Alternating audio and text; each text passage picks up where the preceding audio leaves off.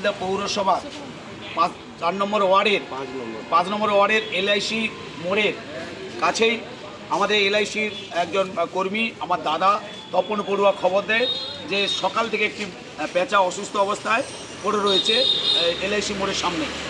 আমাদেরকে খবর দেয় ঠিক এখন থেকে, অর্থাৎ ঠিক 10 মিনিট আগে, ঠিক পৌনে 7টার দিকে, পৌনে 8টার দিকে পৌনে 7টার দিকে আমাদের খবর দেয়। খবর দেওয়ার সঙ্গে সঙ্গে আমরা পশ্চিমবঙ্গ বিজ্ঞান মন্ত্রী সুতাহাট হলদিয়া বিজ্ঞান কেন্দ্রের সভাপতি মাননীয় মনিরঞ্জন গায়েন মহাশয় রয়েছে, সম্পাদিকা মীনাক্ষী মাইতি, সহসম্পাদিকা সুকুমার মাইতি, আমি সহসভাপতি তথা প্রাণীমন্ত্রী নকুল ঘাঁটি। আমরা যে কোনো বন্য প্রাণীকে দেখলেই আমরা উদ্ধার করে প্রকৃতিতে ফিরিয়ে দিই। আপনারা জানেন প্রায় 80,000 প্রজাতি পাখি বা বন্য প্রাণী আজকে হারাতে বসেছে। তাদেরকে বাঁচানোর জন্য, প্রকৃতিকে সুন্দর রাখার জন্য, খাদ্যচক্রকে সুন্দরভাবে রাখার জন্য সমস্ত বন্য প্রাণী বেঁচে থাকার অধিকার আছে।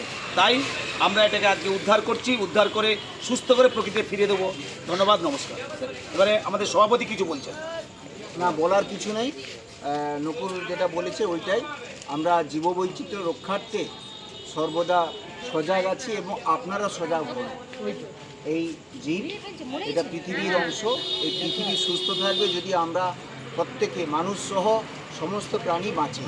মানুষ বড় লোভী, স্বার্থপর হয়েছে, সে বাঁচবে আর কাউকে বাঁচবে না। লক্ষ্মী মেচা অসুস্থ পৃথিবী, সেই পৃথিবীকে সুস্থ করলে আমরা সকলে বাঁচবো। আপনারা পরিবেশ বাঁচান, প্রাণী বাঁচান, পৃথিবীকে বাঁচান, এইটুকু মেসেজ আমরা এটা দিতে চাইছি। ভালো থাকবেন, শুভ সন্ধ্যা।